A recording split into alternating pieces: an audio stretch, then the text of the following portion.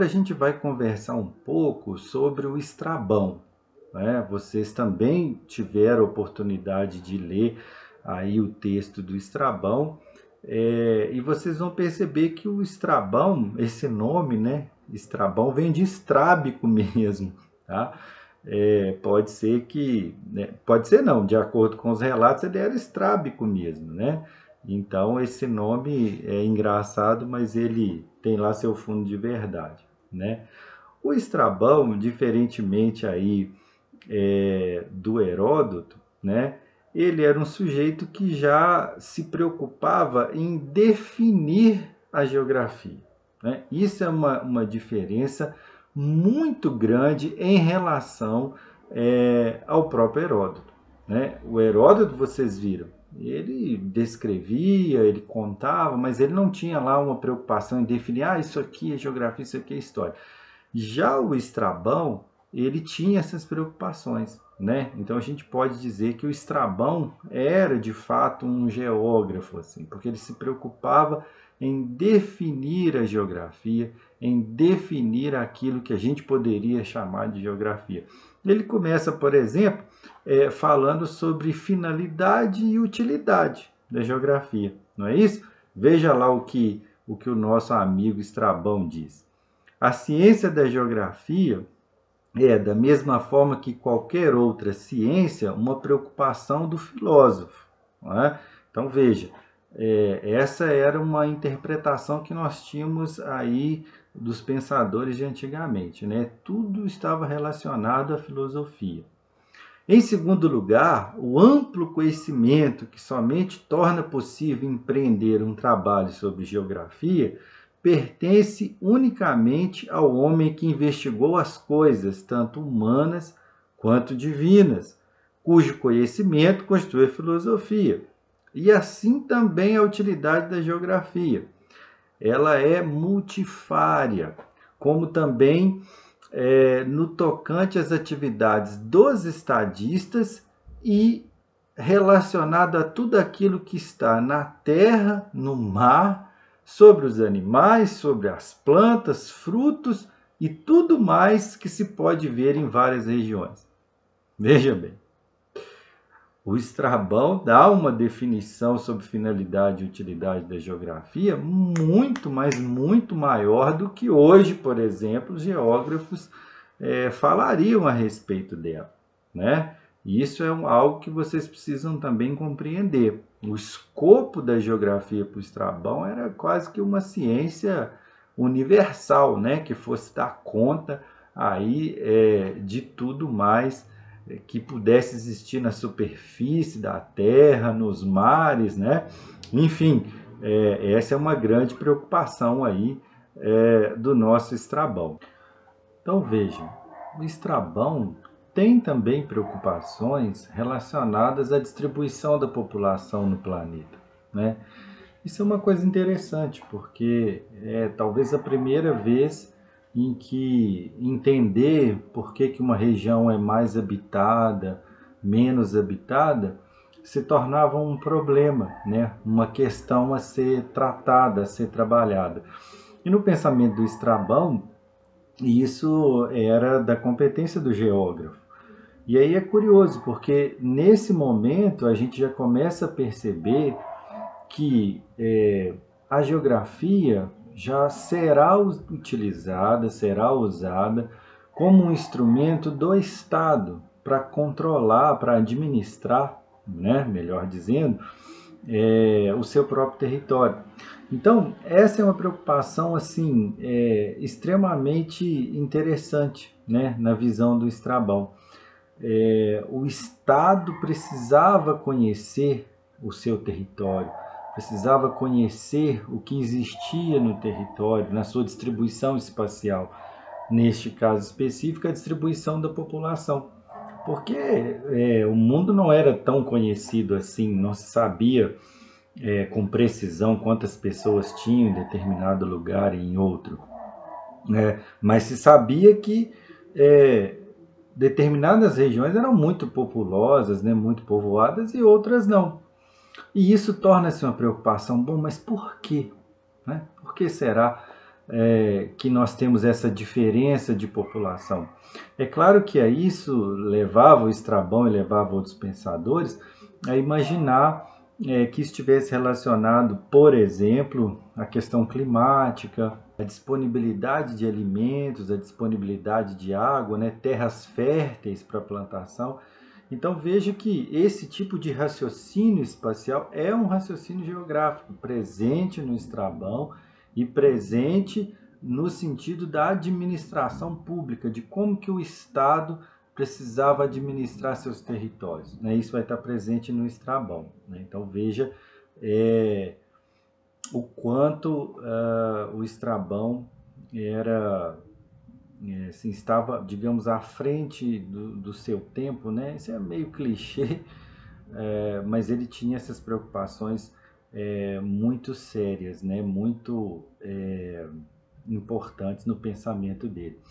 Agora, é importante também que você compreenda que o Estrabão também errava, né? O Estrabão, às vezes, ele fazia enormes digressões, né? O que é uma digressão? É ficar gastando, às vezes, muito tempo descrevendo, desenvolvendo um assunto, às vezes, que não é o principal, né? Ele fugia um pouco daquilo que seria o objetivo daquela descrição, daquela informação, e fazia digressões, por exemplo, sobre mitos homéricos, né, costumes, e isso muitas vezes deixava a leitura dos livros do Estrabão um pouco enfadonha e um pouco com muitos detalhes que às vezes não eram tão relevantes assim.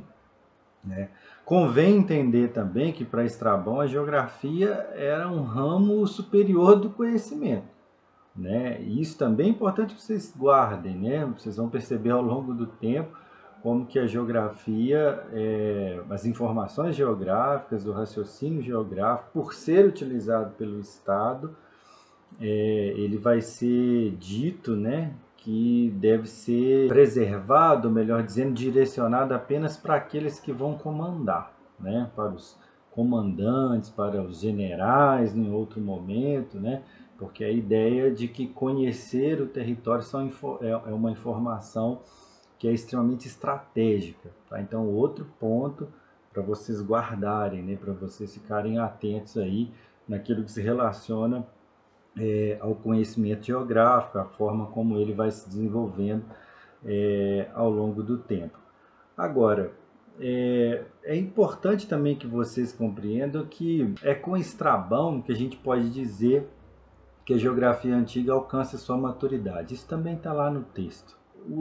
Mas acontece que os princípios, né, aquilo que o Estrabão colocava como base, olha, a geografia deve estudar isso, aquilo e tal, esses princípios que regeriam a ciência geográfica para Estrabão, elas vão muito além da capacidade que o próprio Estrabão teve de aplicar esse conhecimento. Né? Então, a falta de dados, né? Por exemplo, sobre populações, sobre descrição de outros lugares, fazia com que, mesmo com princípios tão importantes na geografia do Estrabão, ela não pudesse ser aplicada, na maioria dos casos, com profundidade. O autor do nosso texto, inclusive, diz que somente no século XVII, veja bem, né, já aí na saída da Idade Média, é que o trabalho do Estrabão ele vai ser, vamos dizer assim, igualado. Né? Então é algo importante para que vocês possam também se inteirar da importância que o Estrabão teve na difusão do conhecimento geográfico, na introdução aí de um pensamento espacial, de fundamento da ciência geográfica. Bom, em relação ao método de Estrabão, né, o que a gente precisa também reter, que a gente precisa guardar? Em primeiro lugar, a gente já disse isso aqui, a geografia do Estrabão era muito mais ampla do que nos dias atuais. Né? Ele não fazia distinção, por exemplo, entre topografia e história local. Né? Isso para ele era quase como que sinônimos. né? E as suas descrições, elas não seguiam, digamos assim, um método rígido, né, para se fazer essas descrições. Por exemplo, no texto de vocês aí está dizendo, ele não faz uma descrição completa, pormenorizada, por exemplo, de algumas cidades, mas ele faz um estudo, um relato muito pormenorizado com relação ao governo, à política, né? Então, isso também deixa o Estrabão atuando de maneira diferente dependendo daquela cidade, daquele local onde ele queria estudar. Então, em alguns lugares ele falava, descrevia muito a cidade e tal, já em outras ele partia para questões do governo, até de costumes, de cultura local. Então, ele não seguia assim, o seu método com muita rigidez, né? Isso também é uma característica do pensamento dele. E ele fazia digressões também pelo reino da sociologia, o que a gente chamaria hoje de sociologia, de antropologia, né?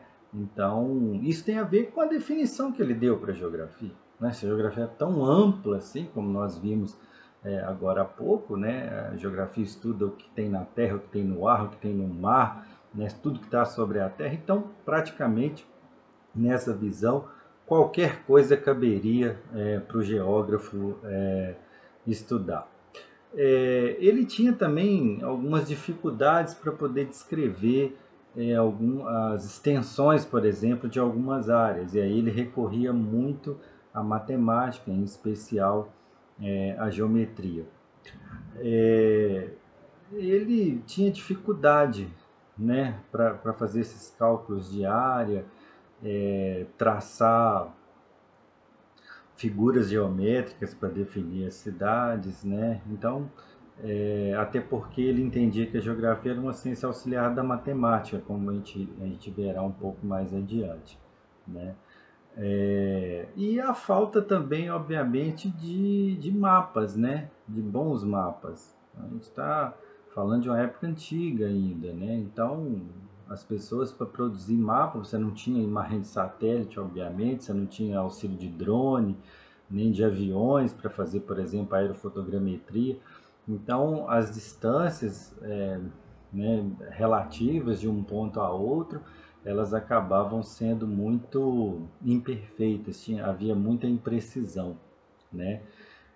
E o Strabão também tinha muita dificuldade para conversar com a gente sobre o que a gente poderia falar hoje sobre geografia física e biogeografia, né? Ele falava muito dos nomes de rios, de montanhas e tal, mas ele não dava conta, assim, ele não tinha condições de explicar corretamente como que surgiam, né, os morros, as montanhas, as planícies, né?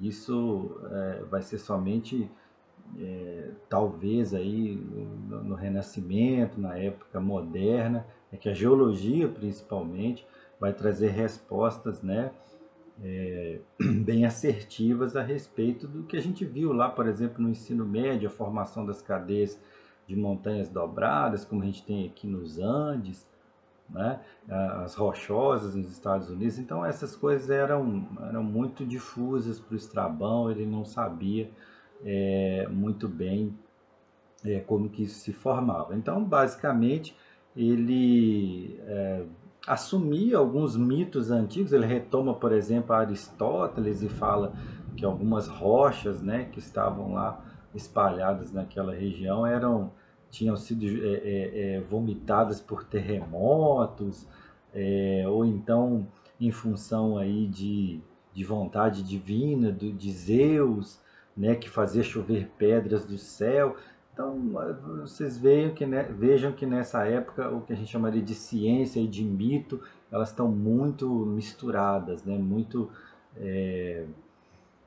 emboladas mesmo, eu diria, né? E por fim, gente, algo importante que a gente precisa compreender do Estrabão e também do Heródoto, né, para a gente encerrar essa nossa conversa de hoje, é que ambos se baseavam na observação E na descrição, o Heródoto contava, recontava aquilo que ele ouvia, as histórias que ele ouvia, né? Mas ele não tinha uma preocupação de definição propriamente dita do que seria história, do que seria geografia. Já o Estrabão, ele também se baseava na observação e na descrição, mas ele tinha preocupação de dizer assim, olha, geografia, dois pontos, é o estudo, né, das coisas que estão sobre a terra, o ar, o mar e tal. Então, diferenças básicas entre Heródoto e Estrabão estão aí. Ambos tinham a observação e a descrição como regra, como método, porém, enquanto Heródoto ele, né, mais contava as coisas sem se preocupar em definir se isso é história, geografia ou filosofia, o Estrabão não, ele tinha essa preocupação. Por isso que a gente diz que a geografia antiga ela alcança maturidade com o Estrabão, porque ele se preocupava em definir os princípios da ciência geográfica, que vão perdurar aí, como nós vimos, até por volta do século XVII. Tá bom? Então, meus queridos, olha, muito obrigado, tá? No mais, gerais. Até a próxima!